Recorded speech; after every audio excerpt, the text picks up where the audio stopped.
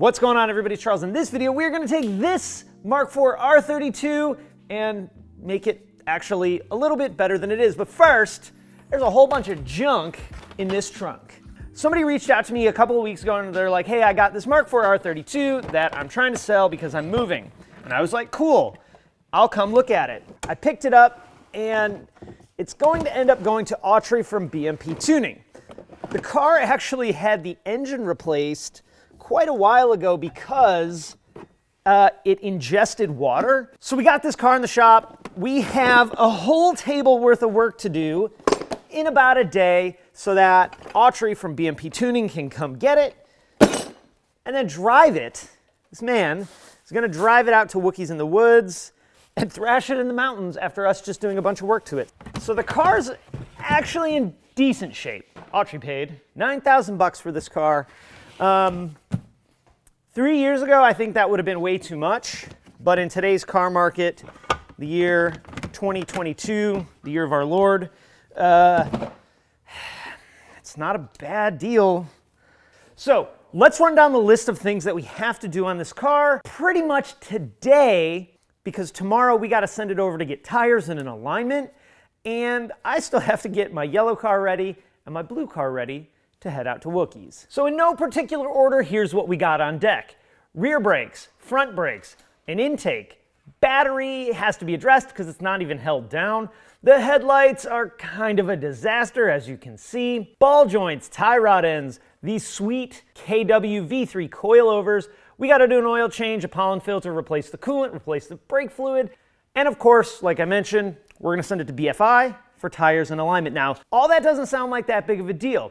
The problem is, whenever you set yourself up to timeline, a hard timeline, stuff like this, that's usually when stuff goes wrong. So we have a little bit of play, but also we got to get this stuff done. So I got the car cleaned out. Let's get it up, and I think we should start with rear brakes. Eli, what should we start with? He only said rear brakes because I said rear brakes. Yeah, so look at this. Now I know if you're like a rust belt mechanic, you're like, that's not even rust. Oh, I can see whoever, oh man, look at Eli, coming close, Eli. Like someone RTV'd the damn brake pad on. What if I told you didn't have to do this kind of stuff? It's all, look at it. It's like up the pad. Yo, that is unnecessary. Okay, am I losing my mind? Do you not see a screw here? Is there a screw in there? That was the screw. Probably didn't need to take that all the way off, but I was compelled to. Compelled. So what I'm doing here, because those bolts were a little sad coming out for the carrier, is I'm just running a thread chaser through it, and all that's going to do is going to clean up our threads. Less likely to booger up your threads going back together if they're nice and clean. L for left. Let's get our rotor on. But, fun fact, the drain plugs for like the older drain pans, like this car in fact, are the same thread pitch as the wheel bolts. So, what you can do, take an old drain plug, and it'll hold your rotor on, because your wheel bolts won't do that. They won't tighten all the way through. Now let's find our caliper tool. These calipers do press and twist. Fun fact, I bought this specialist tool in roughly 2003, the year of our Lord. Nothing fancy, just gets the job done. Okay, one side done. All right, one other thing before we move up to the front is I want to make sure that I can get this bleeder screw out. So hit it with a little bit of anti-rust juice. All right, let's break this bleeder loose and see. Oh yeah, there we go. Okay, let's move to the front. All right, for the front, first of all, seems that part of the sprang is busted. It looks like it's actually been busted for a while. For the front, I think we're going to take a slightly different approach and do the entire corner, which means we're going to put the coilover on. We're going to do the control arm bushing in the back side of the front control arm. We're going to do the ball joint. We're going to do the tie rod end.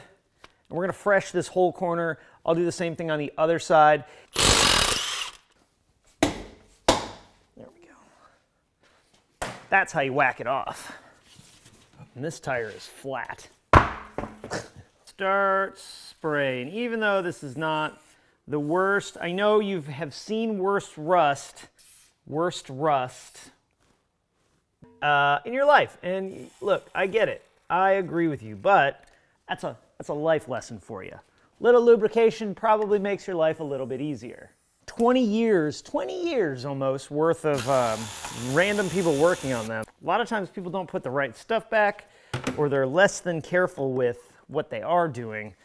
My plan is to just take all this and kind of sling it over here. Yeah, that's probably a bad spot to be in. But did you die though? That's what they say, right? Yeah, that's right. And that makes a lot of sense. My goal is try and not take the axle out.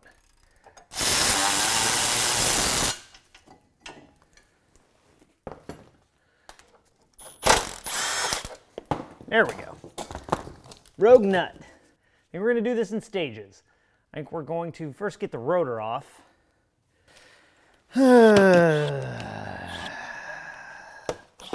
Wasn't planning on drilling stuff out.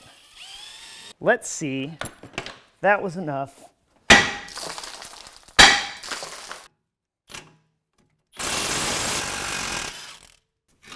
So, this little guy is a super handy little tool to spread the knuckle open to get the strut assembly out. If you don't have one of these, I really think you should just buy one. They're not terribly expensive. Other thing you can do is you can actually take a 1/4 inch extension and cram it in there, and then when you twist it, it spreads that open. So it does the same thing.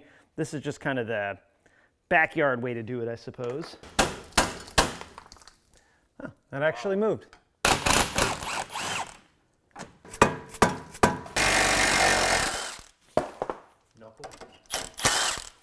There we go. That's what I was trying to do. Ugh.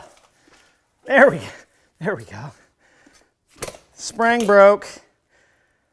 We're back in action. All right, let's see what's up with this KW shock absorber. These are fresh. Boom. Top end adjustment, bottom end adjustment. These are two-way damping adjustments. That's what I wanted to happen. Ugh. Jeez. All for this little thing. You saw the way I slung that nut off of the shock absorber. The other one, yeah, if you do that, you're gonna actually damage pretty much the entire insides of this shock absorber, so we don't want to do that. We'll use hand tools to tighten everybody down, and then this will be the nut. So this will go in, this will rest right on the strut tower. The strut tower will be here, then there's a plate, then this guy will go like that, and that'll hold everything into the car. Then we'll set the height. This will go, no problem, just like that. Ah, amazing. Amazing. Now our tool's in the way. One down, tight. Next, we need to get this ball joint dealt with. Part of me wants to cut the dang thing off. Part of me doesn't. Most of me actually doesn't. Eli's liking to celebrate before the job is done. It's like, bro, you can't celebrate before the job is done. This little guy is another one of those tools that I wish I had bought 150 years ago. That wasn't too bad. That was a little anticlimactic. There we go. Okay. Broke the stud. Who cares? We got a new one. Also, I feel really dumb for fighting that because I think we're just going to take the control arm off next. Because we got to do that bushing at the back. Sometimes I don't think about stuff. Here it is. Let's take that control arm off that I struggled around a second ago like a dum-dum. Oh my God. gosh. Let me tighten up the top of that so I can support the top of the strut real quick. Otherwise, it's just gonna be hanging by the axle. We don't want that. There we go. There we go. All right, that guy's tight. Yay. Now it's time to take the rest of this control arm off and go down to the unknown regions of wild space. Oof. Here is what the problem is. This bushing right here is split. You can kind of see it there. You could see it really well when it was in the car because there was tension on it. Now, ideally, we'd replace this one as well, but I don't have new bushings for this, so to the shed. Let's see if this works. This is always sketchy.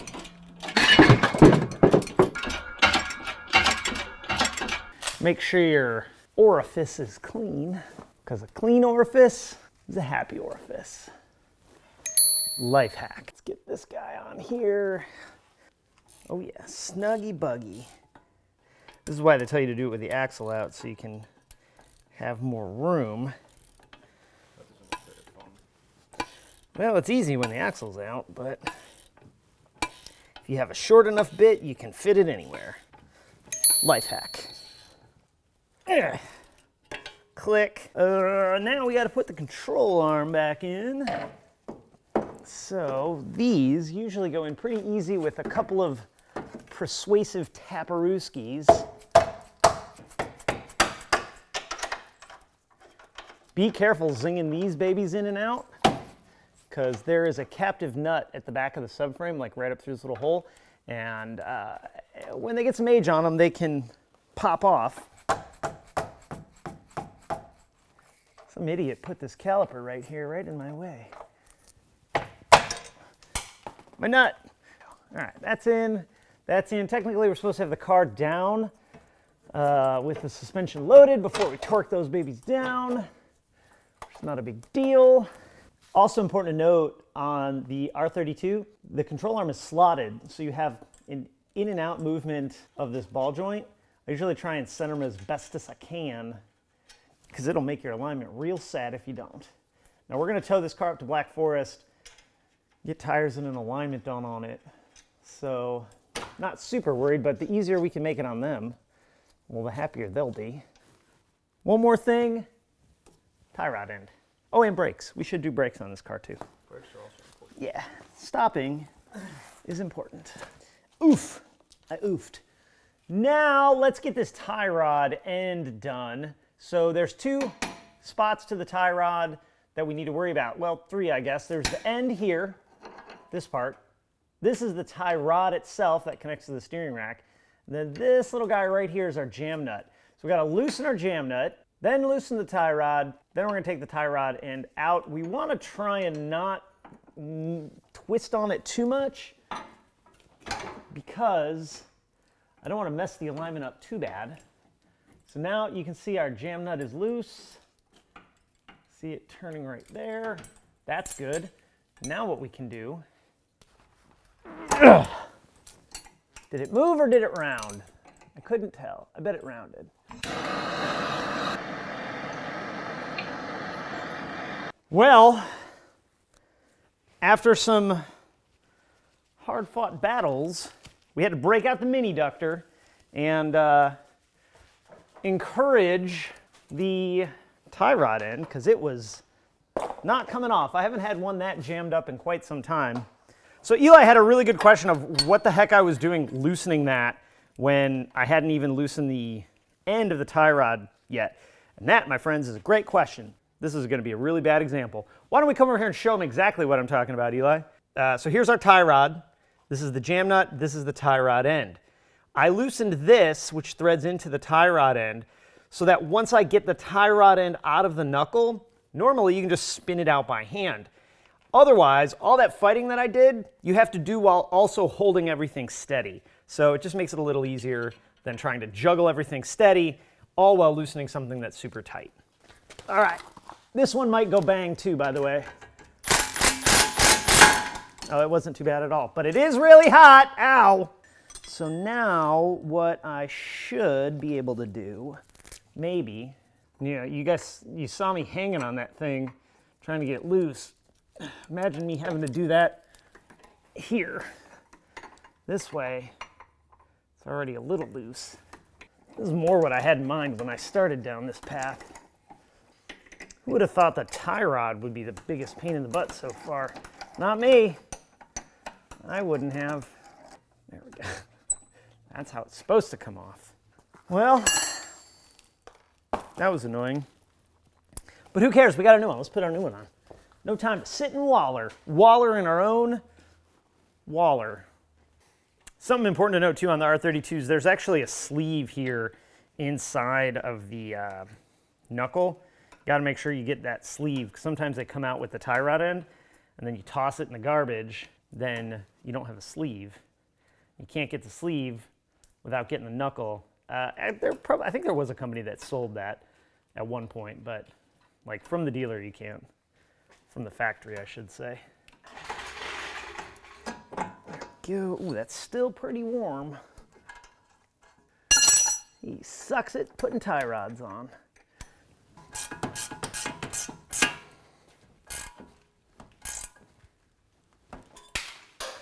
Okay, there we go.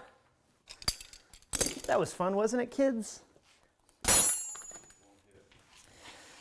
All right, now, this is our sway bar end link from the front.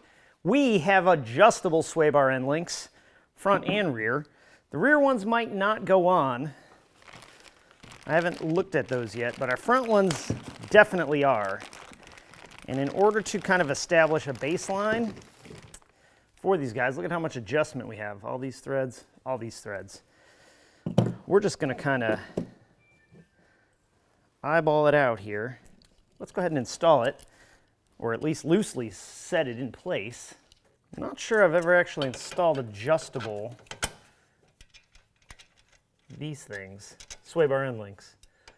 I think normally I've always gone with factory. Things aren't going too bad right now, so we got to put our hat back on. We got to snug-a-bug this guy. Which part's that? This is the thing for the guy. Oh, good. Yeah. That's tight. Now we can put all of our little friends back into their homes. Luckily, KW's top notch, so it's got spots for all of our friends. This guy, look at that. Even got a spot for that guy. Meow. I think we might be ready for brakes. Okay, he said he's rolling on this. Let's put these brakes on next. We're on the left side, so we need the left brakes. Eli didn't sabotage me on some more brake pad backing plates, did you? How about one of each of these? One with the clippies, that goes on the caliper side. One without, that goes on the other one. Pretty meaty. Pop that guy in. I mean, that's what I'm gonna do.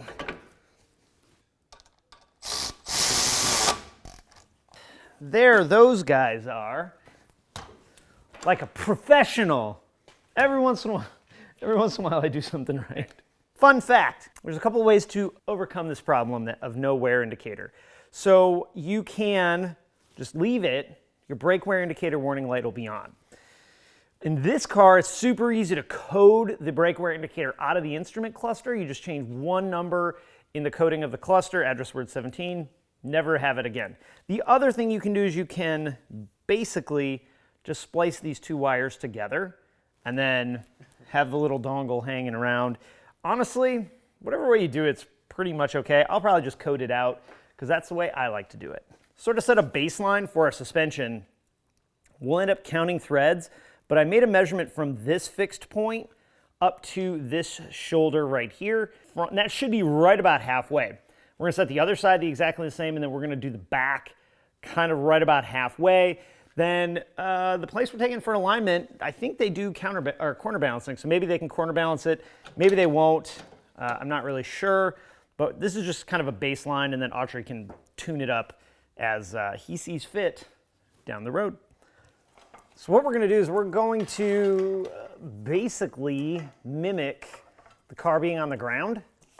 So I'm gonna load the suspension. You can see I'm moving it up here. I'm gonna move it just till the car kind of moves off the lift, then I'm gonna put it back. That's probably good, right about there. Also notice, come over here and notice the angle of our sway bar. So we need to adjust our sway bar end link. The distance here on this one, so we need to kind of recreate this. Safety squints. Well, I guess now I'll do the other side, suspension and brakes and all that stuff. I'm not gonna bore you with that because you've already seen it at once.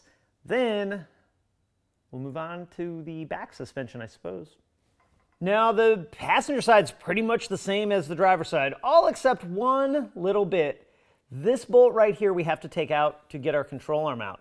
And as you can see, the oil pan is right here in the way of this bolt. So in order to get this bolt out, you have two choices basically. You can, well, three I guess. You can take the engine mount out, push the engine up, that'll get you access to it. You can take a couple bolts out of the subframe, drop the subframe down, that'll get you access to it. If you really want to do it kind of the worst way possible, you could take the oil pan off and do it that way, but that's a terrible idea and I don't recommend it unless you're already taking the oil pan off anyway, then go ahead and do it. But otherwise, all this stuff's pretty much the same. Hopefully we don't have to fight with a tie rod like we did on the driver's side. Oh, hey. How's it going? Well, as you can see, I have the knuckle here sitting on the ground, which we didn't do on the other side because our strut was seized. It's like one of those slide whistles. So what I had to do was I cut it off because my plan was if this didn't work, I was going to have to put it in the press, and I couldn't fit it on the press with the spring seat in it. So I cut this off. This was seized in this little holy guy right here. Then I cut a slit down it, and that actually freed it up enough to drive it out. But you can see, I don't know if you can see how crusted, rusted that guy is. The other side came right out no problem, but that side we had to fiddle fart around with the tie rod end. This side, the tie rod end came right out no problem, but we had to fiddle around with the shock absorber. So luckily, we're done with that portion. Now it is time to clean this mess up and keep on going. I got the ball joint on. I got the control arm bushing in. I didn't plan for this. I'm hearing the keyboards clacking right away. You should have just used some heat. Well, I don't have that, so I'm sorry. Rather do wiring jobs than deal with rust. Well, we're kind of rounding home. Basically, I have everything in. Just putting the brakes on now. We still got to do the sway bar end link on this side and tighten everybody down. But we're getting there. Also, I would like to point out this giant mess that I have on the floor, which is pretty horrible. I'm not real happy about it. But before we move to the back, I think I'm gonna have to take a few minutes and clean up. Yeah, not too bad. I'm just twisting the adjustment up, which is gonna raise the car. I had it low so that it was a little easier to put together. But now we have, so this is roughly our measurement. So this little set screw right here will hold this lock collar in place. This is what we use to adjust the ride height. We're right about halfway, so this will get the car, I don't know. I have no idea actually how low this will go. We'll probably have to put the wheels on and see what it does. We may have to raise it up more, so I'm not gonna get too hyped on locking this all up till we're all done and we can set the car on the ground and see what it looks like. Out in it, so this sits on the bottom. This goes like this. Then our adjustment goes up on top. So this is what we'll use to make the adjustment to the rear to be normal or dirt nasty low. Lower than I would want, I'm sure. All right, let's get the back done too. So what we're replacing is the spring here with an adjustable height spring, and then the shock absorber, which is this piece right here, which looks all crusty, rusty, and we're also going to do the sway bar end link as well. This one's not too bad. It also, oh man, always looks easier than it usually ends up being. So here is our bolt for the top of our shock absorber. You can see it right there. We have one down here on the bottom, and this one you'll see this is a through bolt. So here's the bolt. Here's the sway bar end link, and then here's the shock absorber. So this one bolt holds all this stuff in. I already did the other side, which wasn't too bad. I'm probably not going to do the sway bar end link adjustment. So when you adjust sway bar end links, typically you want the whole car on the ground, like weight of the car on the ground, and that's really hard to replicate on the ground and get access to adjust all that stuff. So since the guys are going to be doing alignment, they'll have it up in the air, loaded down, we'll let them adjust it. This, my friends, if you're an R32 owner, you know what it is. If you don't, because you're not, the factory exhaust had a vacuum actuated flap. So it would open up at a certain vacuum. I don't remember what it was because it was a long time ago. And most every one of those has been deleted now at this point anyway. So this was for the exhaust flaps. Kind of like the new, kind of like we did on the Mark 8 where we swapped over the motor. R32 had it in 2003, model year 2004. So this is the link we're going to replace it with, or replacing. Look at how the bushing's all warbled. It actually looks like it's bent. Right there, looks like it's mooshed. Who cares, we're replacing it. These cars without this shock absorber are hilarious to watch them drive because it's just like bouncy boy. Let's do a little side-by-side action. Before, after. Yeah, so that I know what size socket it is and I don't have to try 3 sockets. Look, bro, let me break it down for the people. As a professional, it's all about efficiency. So if I have to spend 2 minutes screwing around trying to find the right socket because I have a terrible memory, that's 2 minutes I'm not getting paid. Also, I'm taking the socket off that I need to put the other socket on that I need, even though they were the same size. That's the opposite of what I just said.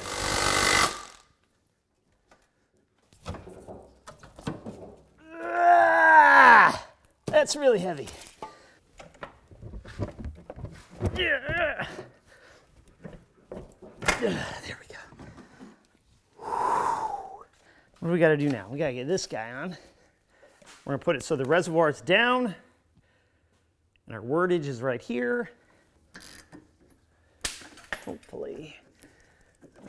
The problem is, so what the problem is, you have to account for the up and down, but these pieces, because there's tension, see how it's twisted? Like this is how it lines up with the end link. So you kind of have to twist everybody into place and move everybody into place. So it's kind of like triple double. Okay, Eli, you can celebrate now. Nice. There you go. Attaboy. Never underestimate the power of a tiny wrench with a big socket on it. Well, after a few bad words and a wrench to the face, we got everything in. I'm just going to loosely set the ride height for the back at about halfway, kind of like we did for the front. Then what I think we're going to have to do after that is we're going to have to get the wheels on and get the car on the ground and just kind of evaluate. We may need to raise the whole thing up. We may just need to fix the back. I'm not totally sure yet. I think what we're going to do before we do that, though, so we don't have to take the wheels on and off a bunch of times, we're going to go ahead and do the brake fluid next. All right, brakes are pumped. I'm pumped. Hope you're pumped. What this does is pressurizes the brake system. Then we just go around, we open each bleeder up for a minute.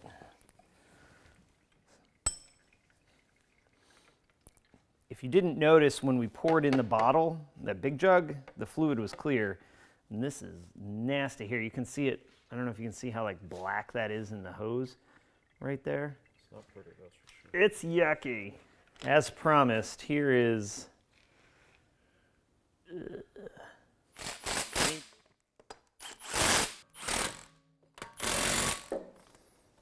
I'm assuming we're still on the lift because that's not very low at all. I think what we're going to do, so I think we need to come down in the back a little bit. I actually think the front's pretty good. I'm happy with the front. What I think we're going to do now, though, is I think we're going to leave the car on the ground for a few minutes. I'm going to pull the bumper cover off and swap these headlights out of here. Let's do some That is a globule of electrical tape and wires, so there, get that out of the way. No, just a, look, oh, there's more. Look at, there's more. There's all kinds of fun to be. What the hell? Oh my Lord! What? So, I've definitely installed xenons in cars before, but I don't know that I've ever seen a kit quite like this one. Yowzer City. Look at all this. We just dropped like 10 pounds out of this car of nonsense. Look at, wow. Well, I'm not sad. Like, I can't not do it. We got to cut it open and find out what in the world is going on here. Yeah, wow. Oh. Ew, it's all gooey. Ew. All right, well, that came apart. I don't know. I'm over caring about it. It is a hot mess express, as the kids say. I was just about to say, hopefully the factory connector's not all janky. Oh, this one's worse. This one's even worse. Let's go get some new headlights. Well, not new. These are going to be loaner headlights. I feel like 3 screws holding it in is fine. 2. Good. Good. Bolt the battery down. Oh yeah, that's probably why. Look at how yucky that hold down hole is. Good God. Oof. Something about what we're about to do feels like this is going to be the thing that's like, we didn't set down this path, but we're going to now, and it's going to be a bad choice. Lucky for us. Again, sometimes you just got to get it done. Also, if you guys have never seen this, this is my uh-oh drawer. So if you ever come into a shop and you see someone with a drawer that has like this kind of stuff in there, and that drawer is open, keep walking, because it's probably a bad day.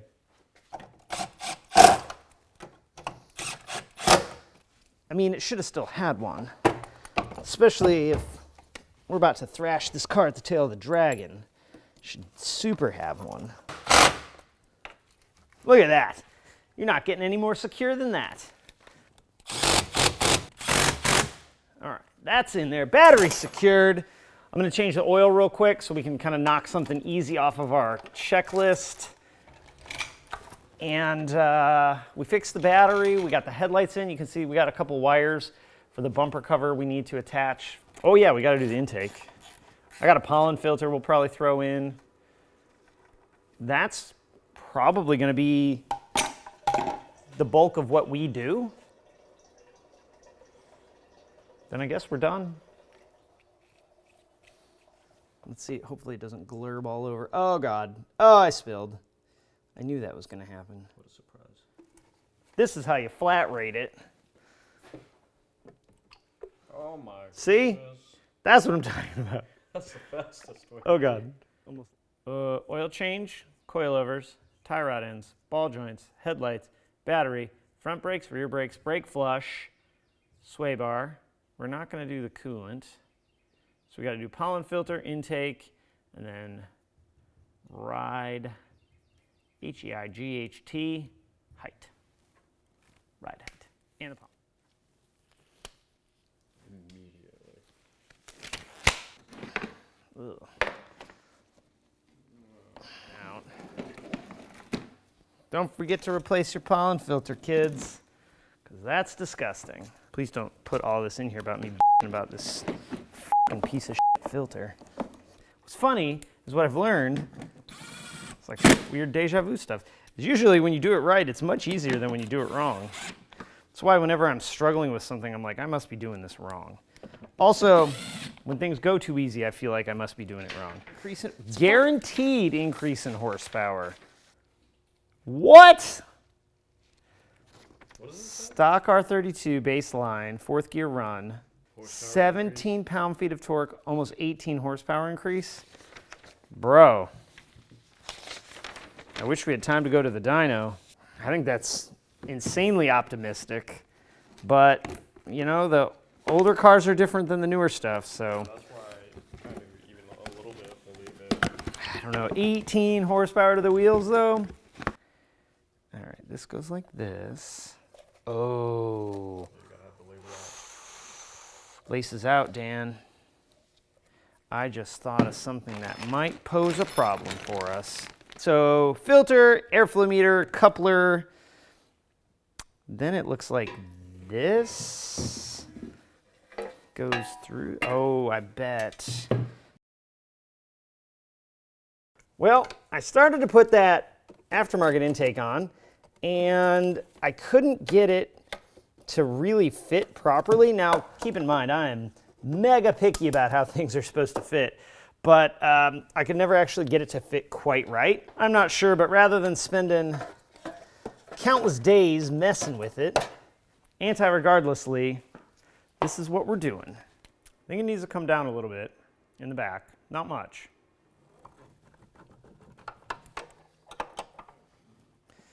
I mean, he's probably gonna want it lower, but considering they're driving from Wookies to Texas, I think this will be optimum because you can always go lower reasonably cheap. Replacing belly pans are expensive. Let's get the door open and start this rascal up. We're gonna have to tape that up. Got a big old vacuum leak. That's to the brake boosters, so that's moderately important. Let's fix that.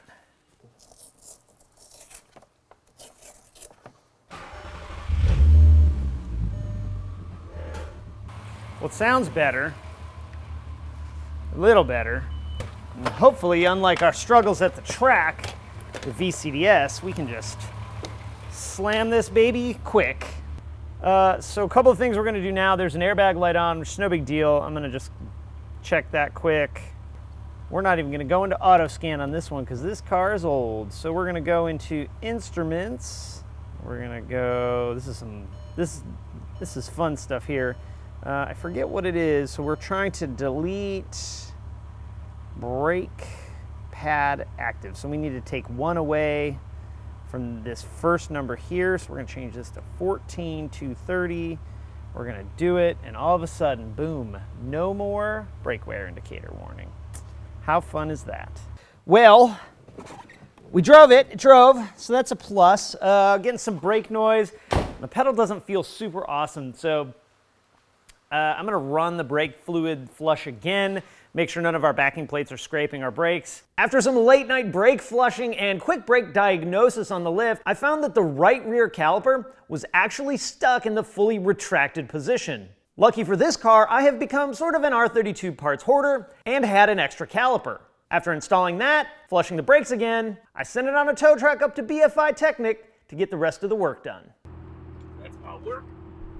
Gotta get the Crocs, man, get the Crocs. What do you think? Oh man, I love it. I'm so excited. It's the first R32 that I've been able to find to nab. I've always wanted one, never gotten one. And fortunately, Charles helped out a lot and got a lot done for us. So we're super stoked. Got it here at BFI Technic. They did a bunch of stuff for us to get it ready for us to go to Wookies this weekend. So we're pumped. And yeah, hopefully it'll make it back to Texas.